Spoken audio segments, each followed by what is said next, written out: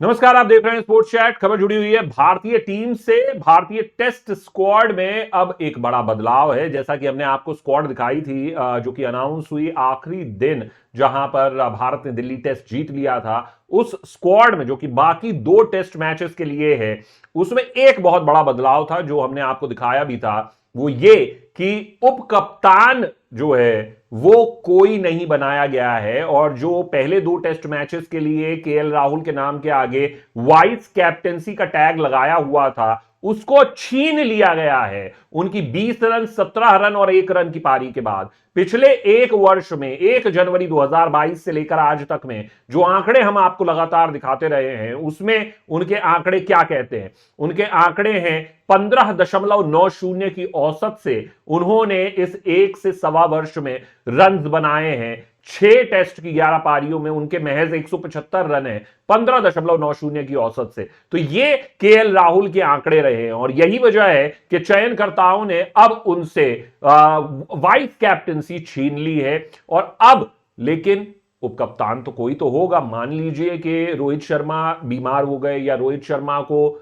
किसी भी जल्दी से 5 मिनट के लिए भी बाहर जाना पड़ा, तो कोई तो एक खिलाड़ी होगा जो उनकी भूमिका को निभाएगा, जो कप्तानी करेगा टीम की, जो खिलाड़ी को ओवर देगा। अब आप कहेंगे कि विराट कोहली नहीं है, विराट कोहली इस भूमिका को नहीं निभाएंगे, विराट कोहली उप कप्तानी नहीं करेंगे। ये मैं आपको बात बता देता हूं। भारत और ऑस्ट्रेलिया में अंतर है। स्टीवन स्मिथ कर सकते हैं उप कप्तानी, विराट कोहली नहीं करेंगे। ये सीधी सी फैक्ट है, और विराट कोहली का नाम इसमें से हट जाता है। तो अब बचता कौन है जो उप कप्तानी करेगा? क्योंकि अगर आप केएल राहुल को देखें तो राहुल द्रविड़ की खास तौर पर प्लानिंग यही थी कि एक जो बिल्ड किया जाएगा टेस्ट कैप्टन के तौर पर, जब रोहित शर्मा हटेंगे टेस्ट कैप्टनसी से, तो वो केएल राहुल उनसे वो मैंटल लेंगे और वो आगे बढ़ेंगे। लेकिन जिस तरीके की फॉर्म रही है केएल राहुल की, और वो निरंतर उनकी एक चीज कंसिस्टेंट रही है, और वो है inconsistency. So he has been inconsistently inconsistent. अगर हम केएल राहुल की बात करें तो वो पिछले, अगर आप 2020 से उनका प्रदर्शन देखें तो 11 टेस्ट मैचेस उन्होंने खेले 30 की औसत से।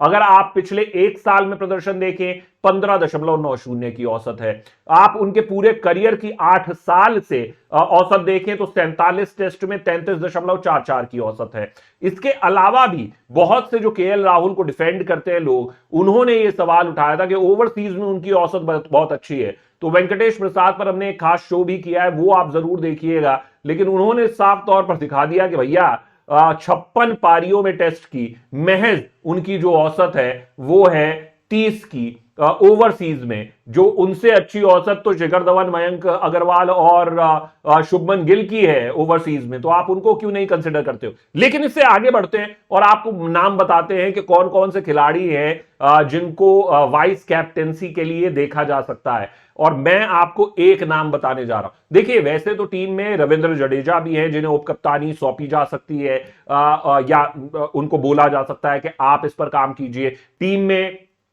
रविचंद्रन अश्विन है जो कि बहुत ही सीनियर प्लेयर है और बहुत ही क्रिकेटिंग ब्रेन माने जाते हैं, प्रोफेसर उन्हें कहा जाता है। क्या रविचंद्रन अश्विन को यह जिम्मेदारी दी जाएगी? तो ये ऐसे नाम हैं। अगर 3 मोस्ट सीनियर प्लेयर्स की बात करें तो 2 ये नाम आते हैं। विराट कोहली तो है ही, लेकिन विराट कोहली को यह भूमिका नहीं दी जाएगी। अब आ जाता है एक नाम जिसने की जो उप कप्तान घोषित किया गया था, ऋषभ पंत को हटाकर उनका नाम यह घोषित किया गया था चेतेश्वर पुजारा, जिन्हें बांग्लादेश टेस्ट सीरीज में उप कप्तान बनाया गया था। केएल राहुल कप्तानी कर रहे थे उस समय।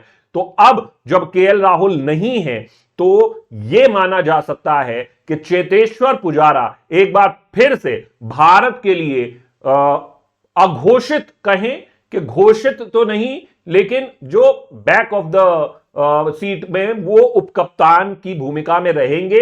अगर रोहित मैच के दौरान इधर उधर कहीं जाते हैं, 5-10 मिनट उन्हें कहीं लगता है, तो उस दौरान पर चेतेश्वर पुजारा जो हैं वो आधिकारिक उपकप्तान की भूमिका में आपको नजर आ सकते हैं। हालांकि कहा जा रहा है कि अगर आप फ्यूचर को देख रहे हैं तो श्रेयस अय्यर एक बेहतर विकल्प हो सकते हैं, लेकिन श्रेयस अय्यर ने अभी बहुत ही जल्दबाजी होगी उनको यह जिम्मेदारी सौंपना, तो ऐसे में जो 3 सीनियर प्रोज है, जिसमें चेतेश्वर पुजारा, रविंद्र जडेजा, रविचंद्रन अश्विन, ये नाम है, और इनको मदद करने के लिए तो विराट कोहली है ही भारत के सफलतम टेस्ट कप्तान 40 जीत के साथ।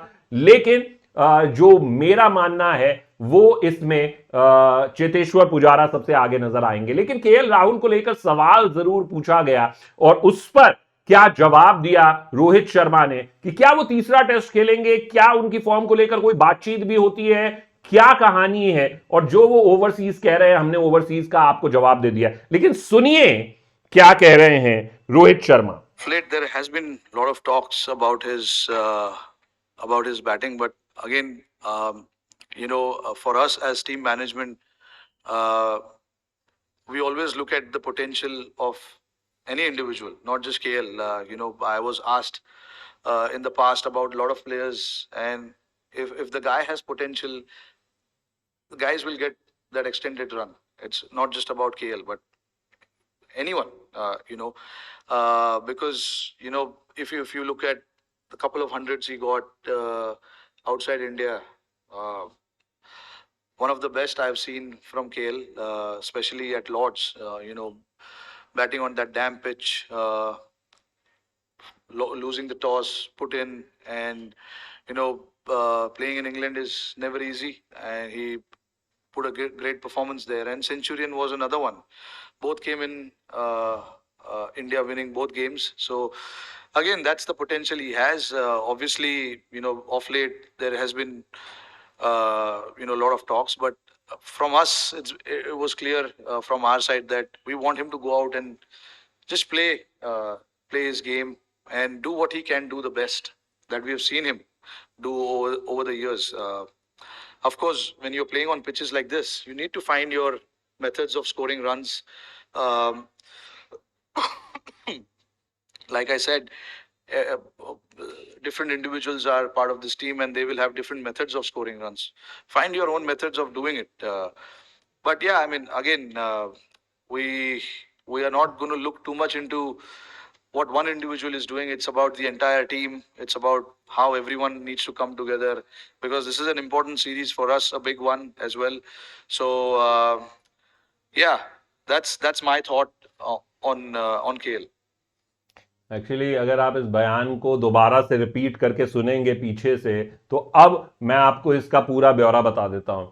रोहित शर्मा ने बहुत दिल से कोशिश की कि वो केएल राहुल को डिफेंड करें, लेकिन अंततः जब कई बातें जो आप अंदर से जानते हैं, आपको भी पता है कि आप डिफेंड नहीं कर पाओगे। और रोहित शर्मा जो है एक सच्चे इंसान लग रहे हैं। उन्होंने बड़ी कोशिश की, बड़ी ईमानदार कोशिश की, लेकिन वो डिफेंड कर नहीं पा रहे हैं केएल राहुल को। लॉर्ड्स में शतक बनाया, सेंचुरियन में शतक बनाया, इतना किया, ये किया, वो किया। हाँ, सो देखना तो पड़ेगा, अब अपने तरीके तो ढूंढने पड़ते हैं। हाँ, अब इतने टाइम से रन तो नहीं आए हैं। हाँ, बस डिफेंड करने की कोशिश कर रहे हैं, लेकिन अपने आप में ही, मन में ही अंतर्द्वंद्व चल रहा है कि भाई अब कैसे डिफेंड करें। तो वो रोहित शर्मा की बात है, और सच भी है कि ओवरसीज की आप बातें कर सकते हैं। उन्होंने कहा कि अपने तरीके तो ढूंढने होंगे कि रन कैसे बनाने। हमने तो कहा कि भाई आप जाइए और अपने तरीके से खेलिए। हाँ, हम एक इंडिविजुअल पर नहीं फोकस कर रहे कि वो कितने रन बना रहा है, एज अ टीम हम जीत रहे हैं, दैट इज इंपॉर्टेंट। ये सारी बातें अच्छी हैं रोहित भाई, लेकिन आपके चलते वो टीम में तो बने हुए हैं अभी भी, लेकिन उपकप्तानी छिन गई है। नया उपकप्तान चुनना है। चेतेश्वर अब ये भूमिका निभाते हुए मुझे नजर आ रहे हैं।